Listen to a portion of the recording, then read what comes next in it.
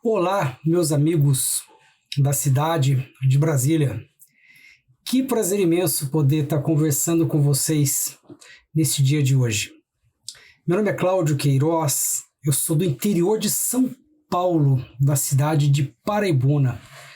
Olha que maravilha que a tecnologia pode nos propiciar. Nós aqui, tão distantes territorialmente de vocês e ao mesmo tempo tão pertos, podendo conversar, podendo aprender juntos os maravilhosos ensinamentos que a doutrina espírita nos propicia. Hoje teremos uma breve conversa aqui sobre um texto do livro Palavras de Vida Eterna, do Espírito Emmanuel, pela maravilhosa psicografia de Francisco Cândido Xavier. Eu vou ler um texto aqui para vocês intitulado Êxito, e aí a gente vai traçar alguns pequenos comentários acerca dele. Êxito. Se vós estiverdes em mim, e as minhas palavras estiverem em vós, pedireis tudo o que quiserdes, e vos será feito. Jesus, João 15, 7. Muitos companheiros perdem recurso, oportunidade, tempo e força na preocupação desmedida em torno do êxito. Sonhando realizações mirabolantes, acabam frustrados na mania de grandeza. Dizem-se interessados na lavoura do bem, mas, para cultivá-la, esperam a execução de negócios imaginários. A aquisição de poder, a posse de ouro fácil ou a chegada de prêmios fortuitos. E complicando a própria estrada, observam-se de chofre em presença da morte, quando menos contavam com semelhante visita. Entretanto, o conquistador do maior êxito de todos os tempos não se ausentou do mundo como quem triunfara. Não recebeu heranças amoedadas, não governou princípios políticos, não escreveu livros, não se enfileirou entre os maiorais de sua época. Aprisionado como vulgar malfeitor, foi sentenciado à morte e passou como sendo vítima de pavoroso fracasso. Contudo, as sementes de amor puro que colocou na alma do povo transformaram o mundo. Repara Jesus e perceberás que o nosso problema não é de ganhar para fazer, mas de fazer para ganhar. Se vamos ao bem, simplificando o caminho, de vez que a vitória real é a vitória de todos, convictos de que não precisamos gastar as possibilidades da existência em expectativa e tensão, porquanto, se estivermos em Cristo, tudo quanto de que necessitamos será feito em nosso favor no momento oportuno. Que texto maravilhoso, pessoal. Que texto maravilhoso que o Espírito Emmanuel nos deixa. Olha que interessante o que esse texto diz, que nós perdemos muito recurso, oportunidade, tempo e força na preocupação desmedida em torno do êxito. A nossa preocupação em torno do êxito, a nossa preocupação com a realização de nossos sonhos, ela tem sido tão grande. A nossa preocupação com o progresso moral tem sido tão grande que, segundo o professor Eckhart Tolle, nós estamos vivendo ou no passado, reclamando de como aquela época era boa, ou reclamando de oportunidades perdidas, ou estamos presos ao futuro, dizendo para nós mesmos que a nossa vida somente será exitosa, que a nossa vida somente será boa quando atingirmos determinado sonho, determinado objetivo. Então, ora ficamos no passado, ora no futuro. Tão grave essa situação que até o presente nós vivemos em função do futuro. Pensando da seguinte maneira: eu estou aqui trabalhando e construindo o meu futuro para ser feliz e realizar somente no futuro. Que ledo engano, meus amigos, que ledo engano. Segundo o professor Eckhart Tolle, o que acontece com isso? É a nossa mente. É a nossa mente que nos prende ao passado e nos prende ao futuro para que nós esqueçamos do presente. Porque é no presente que está a nossa essência. É no presente que está o espírito imortal triunfador. É no presente que está o self. É no presente que estarão as nossas inspirações de ordem superior. O futuro é feito com tijolos que são os minutos que estão passando por nós. Então, a essência principal em todo esse processo é nós ficarmos no presente. A coisa é tão séria que Jesus tentou nos ensinar isso por diversas vezes. Jesus nos dizia já na época: a cada dia bastam os seus males. Não vos inquieteis pelo dia de amanhã. Cuide do dia de hoje. Cuide dessa preciosidade que é o agora. Por que esperarmos o futuro para sermos felizes? Por que esperarmos o futuro para executarmos as nossas realizações no bem? E é disso que o texto está falando propriamente dito. Tá? O texto ele trata de pessoas como nós que, ao nos depararmos com a doutrina espírita, ao nos depararmos com a importância que é a prática da caridade, ao nos depararmos com a importância que é para as nossas vidas nos tornarmos uma ponte entre nós e a solução do problema das pessoas, ao nos depararmos com isso, ao nos depararmos com o convite que o Cristo faz dentro da Boa Nova para que nós possamos participar dos sonhos de Jesus com relação ao planeta Terra, ao nos depararmos com tudo isso, nós ficamos esperando a nossa situação de vida estar boa para somente quando a nossa situação de vida estiver boa, nós podemos realizar as grandes obras propostas pelo Espiritismo, propostas por Jesus. É isso mesmo, Cláudio? É. Muitos de nós esperamos que a nossa situação esteja perfeita, que a nossa vida esteja perfeita, para somente então realizarmos a prática da caridade e erguermos a bandeira do Cristo. Pois nós, na doutrina espírita, já sabemos que não basta sermos bons, não basta não fazermos o mal para as pessoas, nós também somos responsáveis pelo bem que nós deixamos de fazer.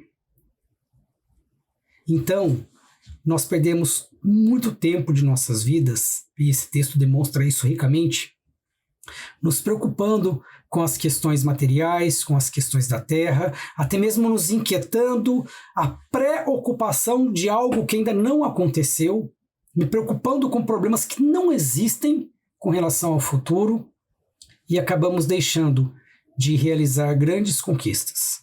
Segundo o Espírito Emmanuel, a felicidade não consiste nos bens materiais que acumulamos, mas a felicidade consiste no bem que nós fazemos ao outro.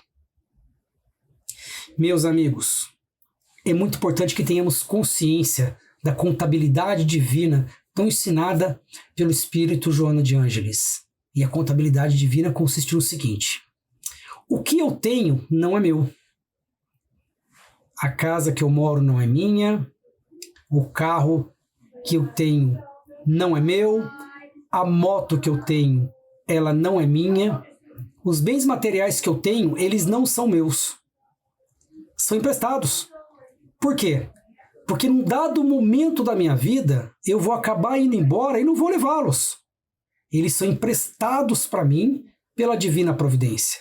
Então, o que eu tenho não é meu. Porém, o que eu dou é o que eu tenho. Somente as ações que eu faço com relação ao próximo, as ações de desprendimento que eu faço para o próximo, é isso que eu tenho. Esses são os tesouros que eu acumulo aqui na Terra. Então essa é a contabilidade divina, meus queridos amigos. O que eu tenho não é meu. O que eu dou é o que eu tenho. Olha como é fantástico isso. E às vezes na vida o que acontece? Acontece como um conto que mostra muito bem essa nossa situação. Esse conto diz que o patrão deixou os seus bens nas mãos do servidor para que o servidor pudesse cuidar dos seus bens. E o servidor estava ali cuidando dos seus bens. E o patrão estava ausente. E o servidor passou tanto tempo cuidando daqueles bens, que ele achou que aqueles bens eram dele. E num determinado momento, o patrão aparece para mostrar para ele que aqueles bens não são dele, que aqueles bens são emprestados. Essa é a vida na Terra, meus amigos. Essa é a vida na Terra. Nós somos mordomos das coisas que nós temos, mas elas não são nossas. E dentro desse processo que eu acho fantástico, Jesus, ele também traz um ensinamento muito precioso quando ele diz: buscai em primeiro lugar o reino de Deus e a sua justiça, e todas as coisas vos serão dadas por acréscimo. Olha que fantástico! Buscai em primeiro lugar o reino de Deus e a sua justiça, e todas as coisas vos serão dadas por acréscimo. O que Jesus propunha era um caminho totalmente inverso do que nós fazemos. A proposta de Jesus é que a gente busque primeiro o reino de Deus. O reino de Deus que está aqui dentro. É preciso que a gente realize essa viagem aqui para dentro. Como? Por meio do Evangelho. O Evangelho segundo o Espiritismo nos traz todas as diretrizes do que é a nossa vida na Terra e de como devemos viver. A proposta dos ensinamentos morais do Cristo são de extrema riqueza e nos dão um roteiro firme de como deve ser a nossa vida na Terra. E buscando primeiramente isso, as coisas materiais vão vir, meus amigos. As coisas materiais vêm rapidamente. Mas primeiro é que eu realize esse trabalho interno. Primeiro é que eu me espelhe nos ensinamentos do Cristo. E depois você pode ter certeza, as coisas materiais são apenas uma consequência. Porque você vai estar bem internamente, estando bem internamente, você vai emitir boas vibrações e você vai atrair boas vibrações. Nós criamos os nossos hábitos e depois os nossos hábitos nos criam. Se nós tivermos o hábito de seguir o caminho reto, de fazer leituras do Evangelho, de procurar praticar os ensinamentos morais de Jesus, buscando sempre uma leitura salutar, fazendo uso da prece, que é uma coisa tão rica, tão rica. E vou resumir o que acontece na prece para vocês. Vou resumir. Quando nós realizamos a prece e buscamos a nossa horizontalidade, a nossa verticalidade dentro da nossa horizontalidade, nós passamos a ter os mesmos pensamentos que os espíritos evoluídos. É isso mesmo, Cláudio. Sabe quem fala isso? A física quântica. A física quântica já provou para todos nós que pensamento é matéria. Sabe quando você assiste uma palestra de um palestrante que você gosta muito desse palestrante e você sai daquela palestra bem? Sabe o que acontece? Pensamento é matéria. Quando você está assistindo uma palestra de um palestrante que você gosta, presencialmente, esse palestrante está emitindo para você partículas de biofótons. E como o pensamento é matéria, essas partículas de biofótons vão para o seu cérebro. E você sai dali um pouquinho aquele palestrante.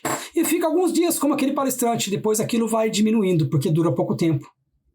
Quando você faz o uso constante da prece, você passa a ter contato com o plano espiritual durante a prece e passa a ter os mesmos pensamentos que os espíritos evoluídos. Então, a leitura do Evangelho, a utilização da prece, a meditação são práticas que vão nos levar cada vez mais na direção do Cristo e na direção do reino de Deus que está aqui dentro. É isso mesmo, Cláudio? É isso, pessoal, o caminho é esse. Agora, por que a prática da caridade? Porque a prática da caridade, sem dúvida nenhuma, é um dos segredos da felicidade na Terra. Quer ser feliz aqui na Terra? Começa a praticar a caridade. Por quê, Cláudio? Porque, primeiro, compartilhar faz parte da nossa essência divina. Somos filhos de Deus e herdeiros do universo, segundo Joana de Ângeles. Se é uma característica do nosso Pai o compartilhar conosco o universo, compartilhar conosco o cosmos, compartilhar conosco esse maravilhoso planeta que é a Terra, também é da nossa natureza divina compartilhar. Na medida de que compartilhamos, a nossa centelha divina ela é ativada cada vez mais e nós nos sentimos cada vez melhor. Ao irmos na direção do próximo praticar caridade, nós paramos de olhar para o nosso próprio umbigo e acabamos dominando um dos maiores defeitos que nós seres humanos temos, que é o egoísmo. Ao dominar o egoísmo, atingiremos altos graus de evolução na nossa escala evolutiva. Porque eu paro de olhar para mim e vou na direção do próximo, sabe com o que eu me deparo? Com pessoas com problemas muito maiores que os meus. E mais, na medida que eu vou na direção do próximo para ajudar o próximo, eu vou ter que me trabalhar, eu vou ter que me melhorar, eu vou ter que suprir cada vez mais os meus defeitos, treinar minha paciência, treinar uma série de questões para poder estar ajudando o próximo. É assim que funciona, pessoal. Eu não tenho dúvida nenhuma de que um dos segredos da felicidade na Terra é a prática da caridade. Quer ser feliz? Quer mudar a sua vida? Começa sim a realizar a prática da caridade. Então, pessoal, esse texto que é aqui trabalhado por nós, ele mostra a importância da prática da caridade. Esse texto aqui mostra pra gente essa importância. Esse texto mostra pra gente, meus amigos, o quanto nós procrastinamos e ficamos esperando a nossa vida mudar, ficamos esperando os nossos bens materiais chegarem, ficamos esperando o nosso progresso financeiro, o nosso progresso material, para só assim começarmos a realizar essa caminhada. E olha que interessante, a vida não é o processo da vida aqui na Terra não é uma questão de ter, ser e fazer. Não funciona dessa maneira. Não, primeiro eu vou ter as coisas materiais. Eu vou ter as coisas materiais. Tudo que eu preciso para a realização dos meus sonhos. Primeiro eu vou ter isso. E aí, tendo tudo isso, eu vou ser uma pessoa qualificada, eu vou ser uma pessoa preparada para poder atuar nas diretrizes do Evangelho, para poder atuar nas propostas de Jesus. Eu vou estar pronto para isso, eu vou ser uma pessoa preparada para isso. E aí sim, eu vou poder sair, erguer a bandeira do Cristo, realizar a prática da caridade, realizar as atividades espíritas e trabalhar na direção do próximo. Então, primeiro eu vou ter as coisas que eu preciso, materialmente, aí sim eu vou ser, e depois eu vou fazer. Lê do engano, meus amigos. Lê do engano. Porque a vida não é uma questão de ter, ser e fazer, como esse texto nos mostra. A vida é uma questão de ser, fazer e ter. Primeiro eu realizo essa viagem interior, seguindo a doutrina espírita, seguindo os ensinamentos morais de Jesus e tudo que o Evangelho e a doutrina me propicia. Primeiro eu faço isso. E fazendo isso, eu vou sair e realizar a prática da caridade. Eu vou sair e realizar a prática da caridade. Ou seja, eu vou trabalhar o meu ser e já vou fazer, eu vou trazer para o plano material, para o plano fenomênico, aquelas ações que eu aprendi estudando a doutrina, estudando o Evangelho. E aí o que acontece nesse processo? O que acontece nesse processo é que quando você realiza essa transformação, e olha que interessante, essa transformação não é se tornar um espírito iluminado ou perfeito. Essa transformação é você começar a lutar para suprir as suas más tendências. Pois a definição do espírita não é aquele que atingiu a sua evolução moral. O espírita é aquele que luta diariamente para combater as suas imperfeições. E fazendo isso, eu vou trabalhar o meu ser, trabalhando o meu ser eu vou começar a fazer, que é a prática da caridade. E aí que fenômeno que acontece? A providência divina, como você vai estar atuando, e como a providência divina vai contar com você como um trabalhador, ela não vai permitir que nada lhe falte. Nada mais irá lhe faltar, meu amigo. Você pode ter a certeza disso. Quando o plano espiritual percebe que existe um trabalhador sério aqui na Terra, e como são poucos, o plano espiritual não vai deixar faltar nada para você. O plano espiritual não vai permitir que nada lhe falte nesse processo, nessa sua busca de se tornar uma ponte entre a pessoa e a solução do seu problema. É isso que esse texto nos explica. E é uma coisa simples, pessoal. Basta começar a fazer. Nós somos os trabalhadores da última hora. O Espiritismo já foi entregue pronto para nós. Temos um material riquíssimo em livros. O Espiritismo está pronto para nós. Nós somos os trabalhadores da última hora em que sentido? Basta agora nós estudarmos, seguirmos as diretrizes que as obras básicas da doutrina espírita nos traz e realizarmos os trabalhos para que a Terra se torne um lugar melhor para se viver. Isso eu chamo de uma grande oportunidade de nós participarmos dos sonhos de Jesus. O texto mostra que Jesus ele sai da Terra como uma pessoa que não teve êxito nas coisas que realizou. Ele sai da Terra como uma pessoa que foi julgada e condenada e fracassada. Porém, olha o que aconteceu. Seus ensinamentos reverberaram pelos milênios. Hoje, se formos estudar os ensinamentos de Maomé, de Lao Tse, de outros grandes sábios, nós vamos ter que ir às bibliotecas e procurar esses ensinamentos. Nós teremos que ir atrás de livros, teremos que procurar na internet e ir atrás desses ensinamentos. Agora, Jesus acontece ao contrário. Quanto mais o tempo passa, quanto mais a humanidade evolui, mais se estuda os ensinamentos de Jesus. Hoje não se fala em psicologia transpessoal sem falar em Jesus, não se fala em estudos sociais sem se falar em Jesus, não se fala em filosofia sem se falar em Jesus. Quanto mais a humanidade evolui, mais ela tem estudado os ensinamentos de Jesus. Ou seja, Jesus ainda é algo de total vanguarda e continuará sendo por muitos e muitos milênios. Então, temos na humanidade grandes... a questão de Jesus é tão interessante que tem um escritor francês que fala que a humanidade, Jesus ele fala que todo grande homem, né, teve o seu papel na humanidade, teve a sua missão.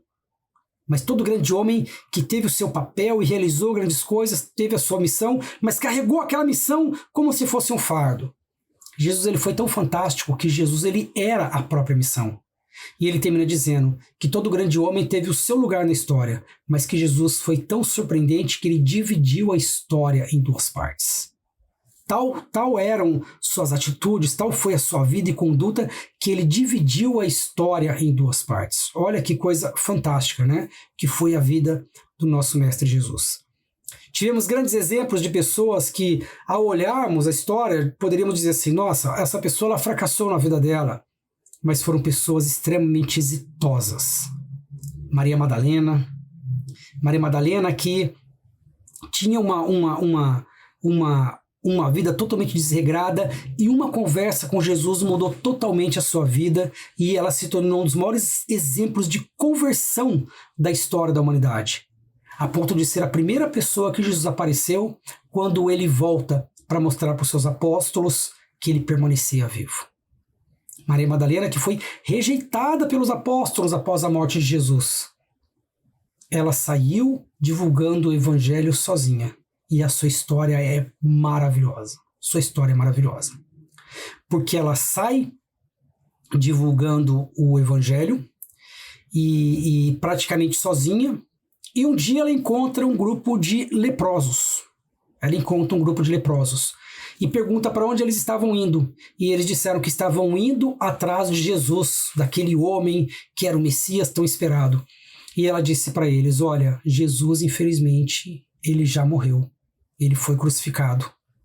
Mas ele nos ensinou tal, e começou a ensinar para os leprosos o que Jesus havia nos deixado, né? Começou a ensinar para os leprosos e passaram uma tarde maravilhosa. Quando eles estavam indo embora, já no horizonte, uma criança leprosa volta, dá tchau para ela e ela decide acompanhá-los. E ela passa a viver com esse grupo de leprosos, pregando e ensinando o evangelho. E todas as tardes, ela se sentava com eles e dizia, por que vocês leprosos, estão passando por essa situação, mas terão o reino dos céus, e fazia pregações maravilhosas. Até que um dia, ela tomando banho na cachoeira, Maria Madalena percebe que estava com um caroço nos seios. E observando aquele caroço, naquela tarde, quando ela vai começar a sua pregação, ela diz: porque nós leprosos, porque ela também havia adquirido a hanseníase. E já no final da sua vida, ela com o corpo muito debilitado e praticamente mutilado, ela fica com saudade dos seus amigos, dos apóstolos, e decide ir na direção deles. Só que na entrada da cidade já, ela não conseguia mais, não tinha mais forças para caminhar, ela cai desfalecida. E aí mandam chamar um dos apóstolos, que era amigo dela, para que a socorresse e a levasse e a acolhesse nos momentos de sua morte. E quando esse apóstolo já havia chego, já estava levando ela, Maria Madalena, no momento da sua morte, ela percebe que mãos luminosas estavam sobre ela. E ela olha para aquelas mãos e reconhece que eram as mãos de Jesus. Jesus havia vindo buscar Maria Madalena. E a lenda no Oriente conta que naquela noite era possível se observar uma nova estrela no céu, que era Maria de Magdala, que era Maria Madalena. Então, meus amigos, é preciso que nós estejamos atentos a essa proposta, a esse convite que o Espiritismo nos traz, a esse convite que Jesus nos traz de trabalharmos pela evolução do nosso planeta, pela regeneração do nosso planeta Terra. Pessoal, eu termino aqui então com essa frase de Jesus que diz: se vós estiverdes em mim e as minhas palavras estiverem em vós, pedireis tudo o que quiserdes e vos será feito. E deixo vocês ainda com essa assertiva, com esse lembrete que eu considero de grande importância para todos nós. A vida não é uma questão de ter, ser e fazer. A vida é uma questão de ser, onde eu trabalho meu interior por meio do Evangelho, no meu dia a dia, procurando me tornar uma pessoa melhor, não esperando que eu atinja a iluminação, mas que a cada dia eu procure suprir os meus defeitos, e nesse processo eu comece a fazer, a realizar a prática da caridade, a trabalhar em prol do próximo, a desempenhar o meu papel de sal da terra. E assim eu passarei a ter tudo o que for preciso para que eu ajude o próximo nesse processo. Para que eu torne o nosso planeta um lugar melhor, eu terei o plano espiritual, a providência divina, ela trará tudo isso para mim. Pessoal, muito obrigado por essa oportunidade de poder conversar com vocês a respeito dessa maravilhosa obra que é a Palavras de Vida Eterna, do Espírito Emmanuel, né, uma psicografia do Francisco Cândido Xavier. Eu quero mandar um grande abraço para todos vocês. Espero que futuramente a gente possa estar um dia conversando presencialmente, que nós possamos nos abraçar, mas já recebam aqui o meu abraço, tá? Um abraço do Cláudio Queiroz aqui, da cidade de Paraibuna. Pessoal, muito obrigado, que o nosso Mestre Jesus possa iluminar cada vez mais os seus caminhos.